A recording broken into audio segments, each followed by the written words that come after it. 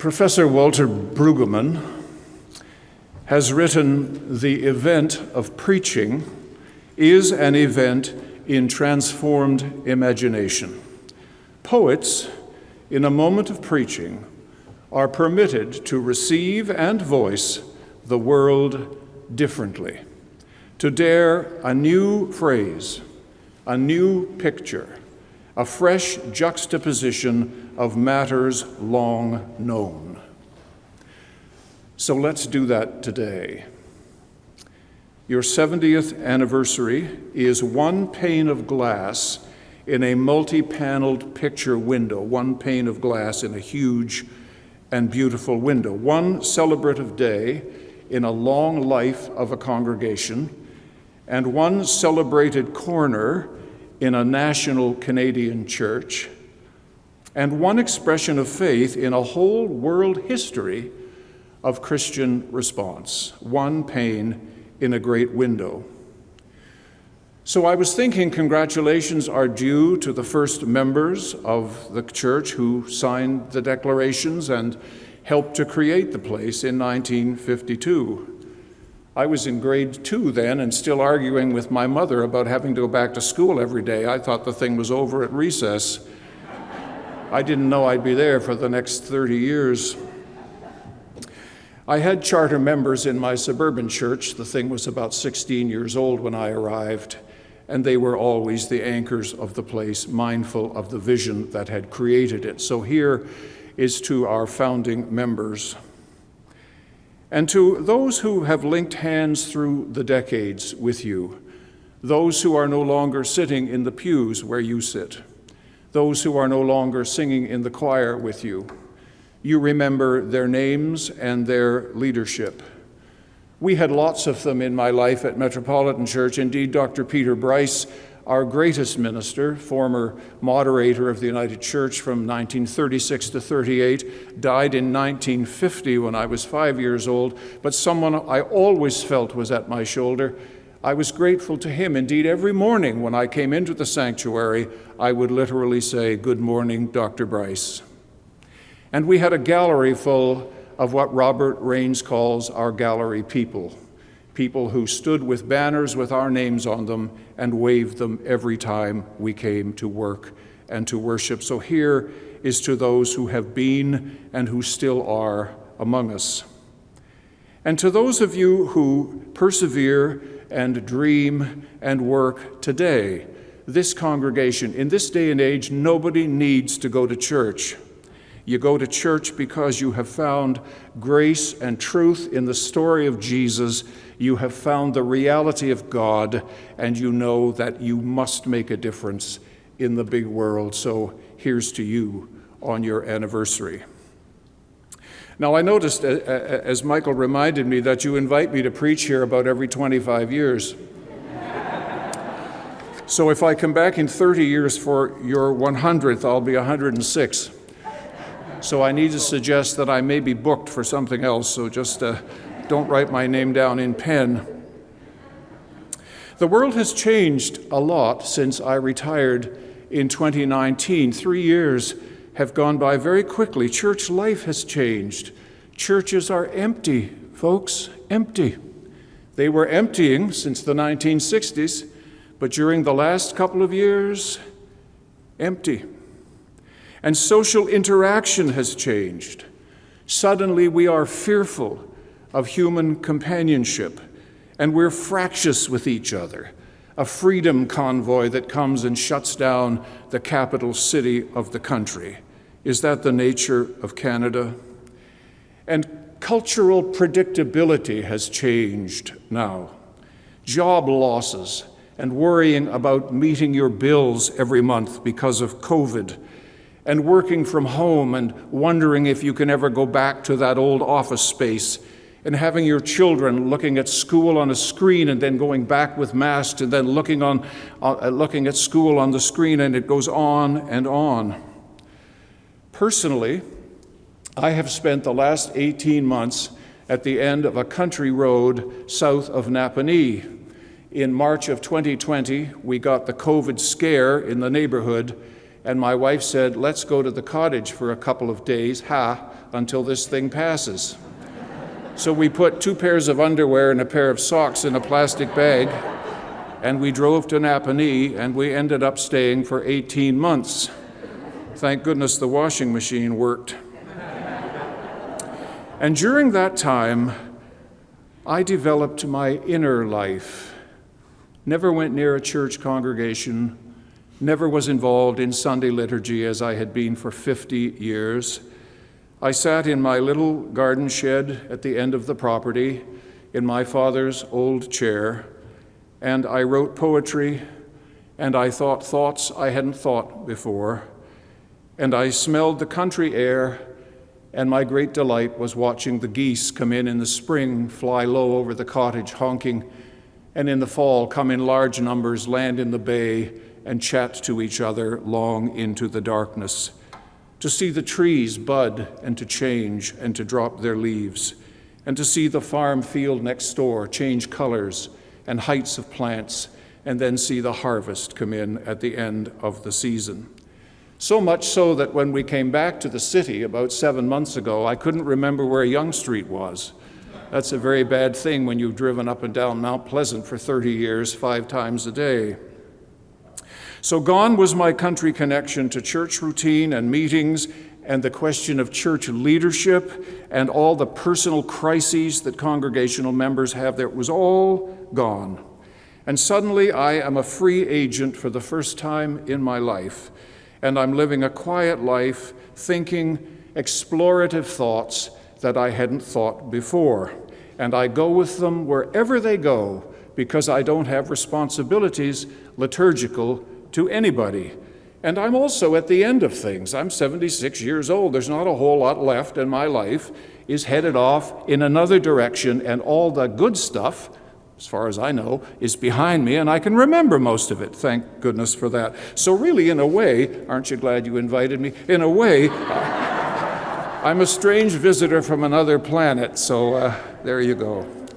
But on this anniversary Sunday, let me turn my attention with you to Palm Sunday.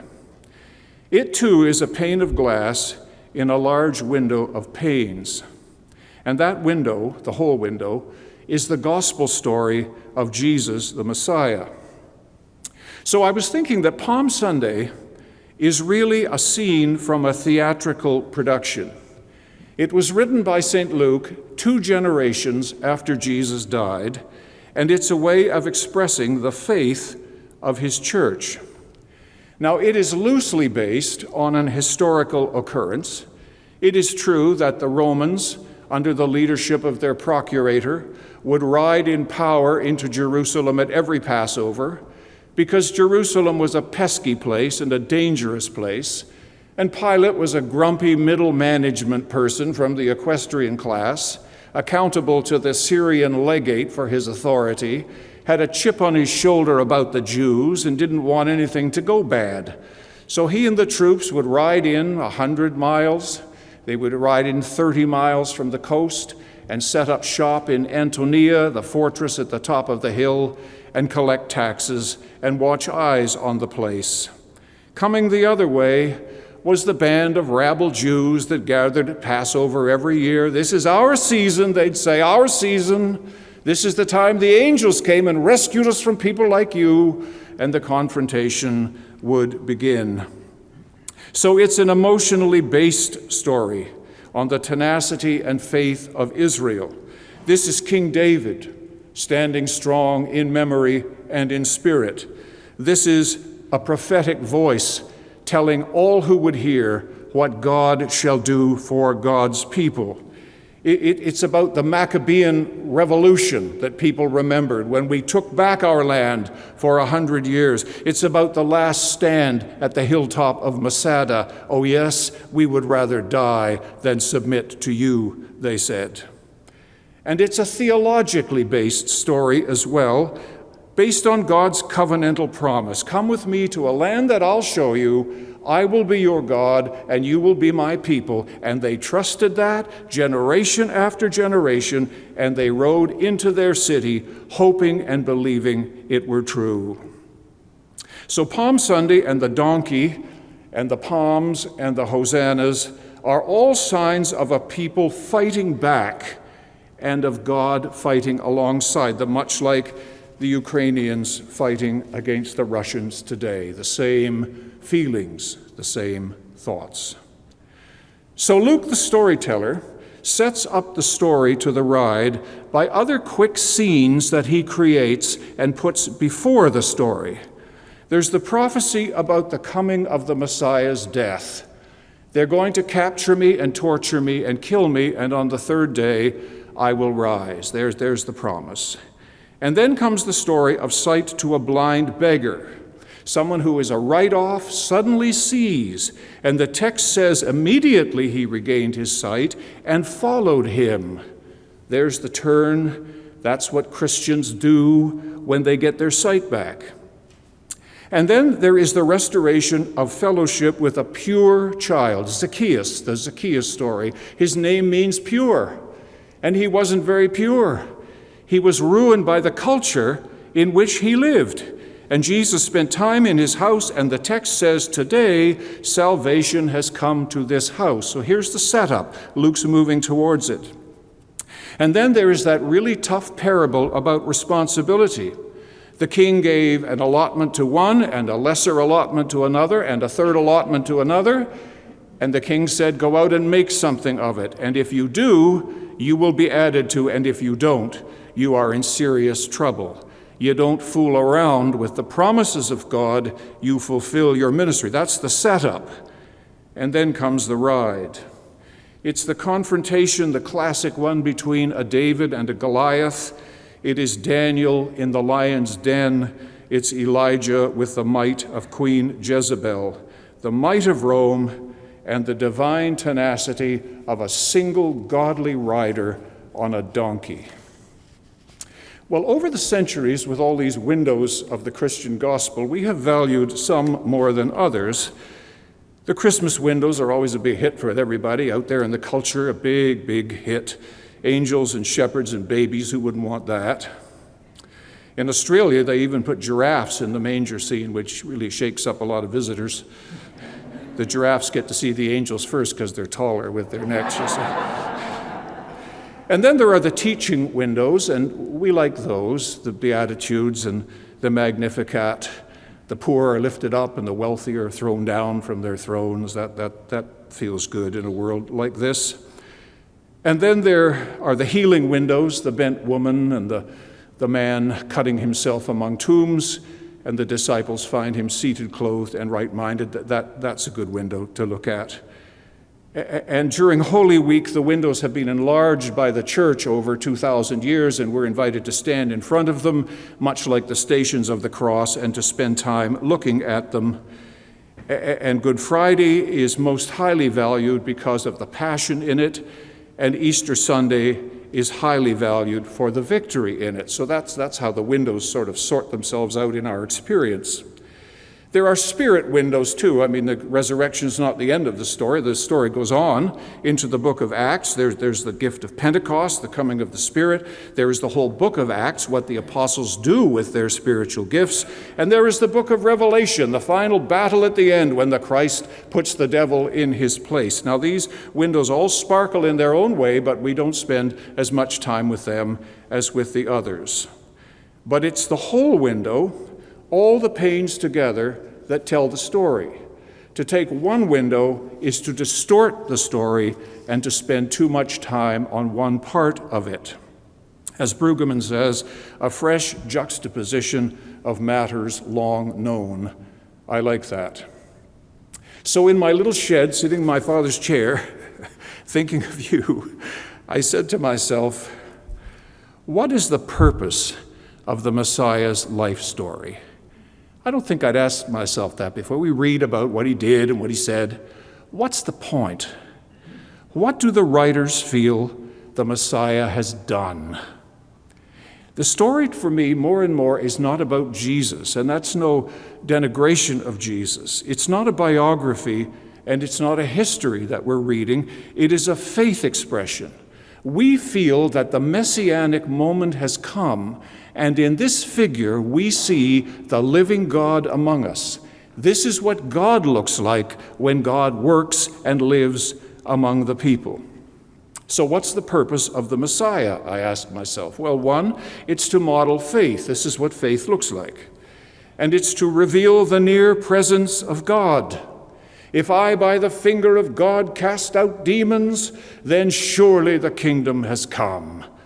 I like that. And it teaches us things about good living. Neither do I condemn you, go and sin no more. I need that. And it gives us hope for healing. Ransomed, healed, restored, forgiven, we sing, and we mean it.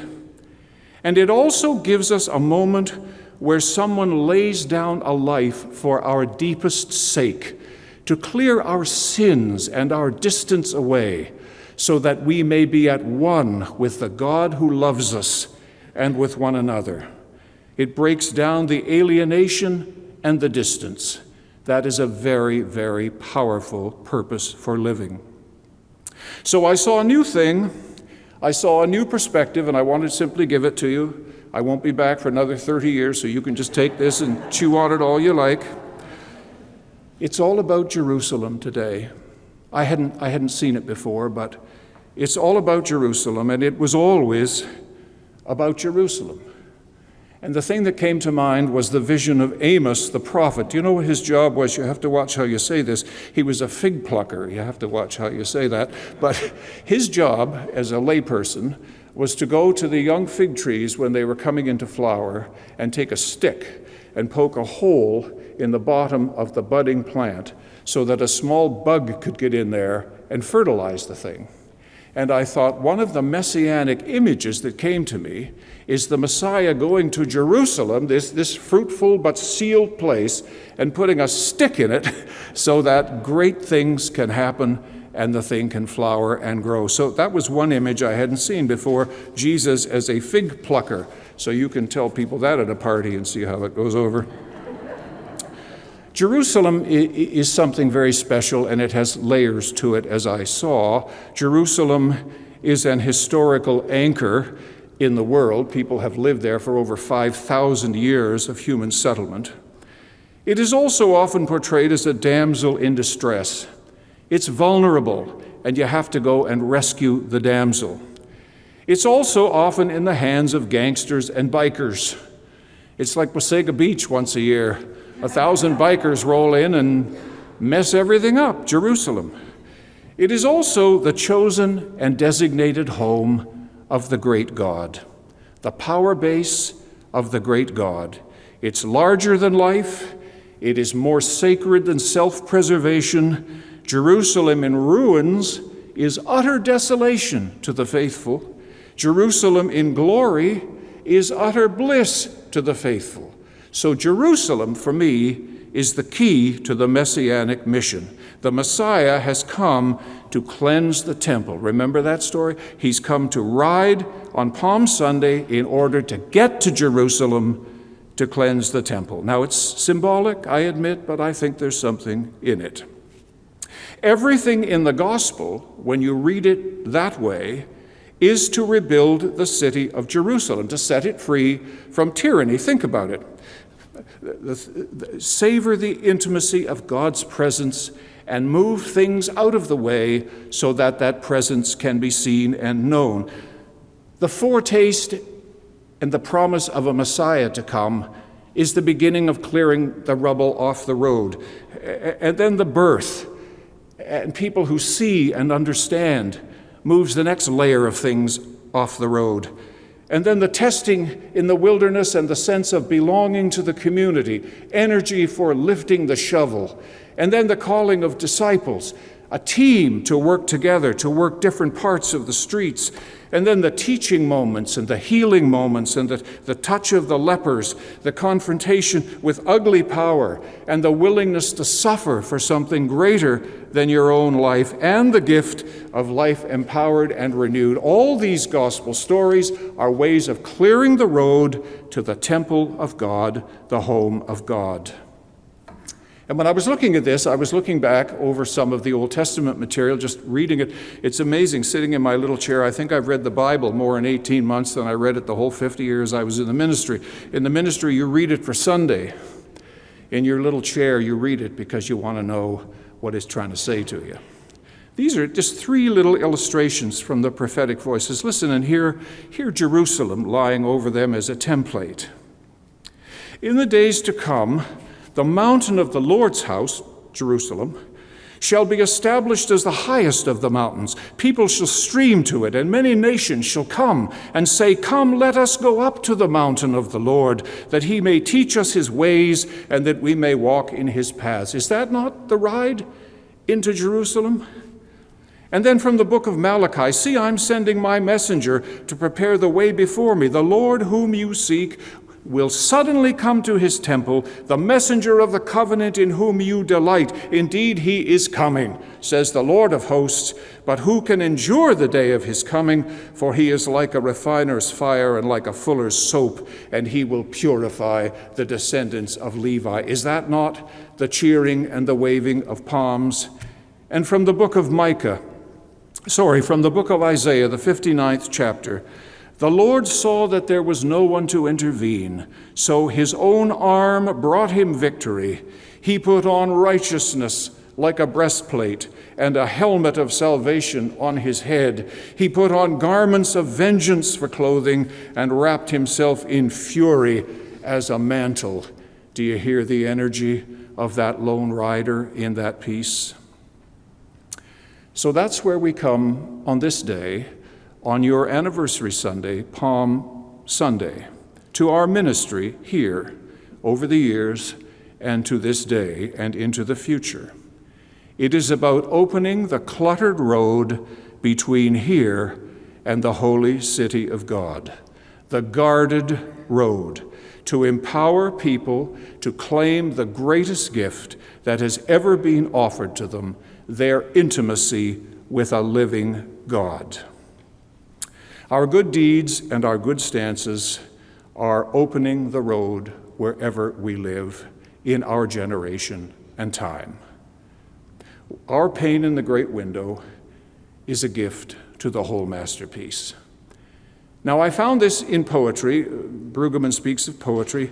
Gerard Manley Hopkins shows us the vision beautifully in this: "I have dared to go where springs not fail, to fields where flies no sharp-sided hail, and a few lilies blow. And I have asked to be where no storms come, where the green swell is in the havens dumb, and out of the swing of the sea. Jerusalem the golden, our ministry and our goal." And R.A. Hopwood writes of the certainty of this vision: "There is a wondrous golden harbor far beyond the setting sun, where a gallant ship may anchor when her fighting days are done. Free from tempest, rock, and battle, toil and tumult safely o'er, where the breezes murmur softly, and there's peace forevermore. They have climbed to the last horizon, they are standing in from the sea, and the pilot makes the haven where the ship is glad to be." Happy anniversary, looking out the windows. Happy 70th anniversary on Palm Sunday.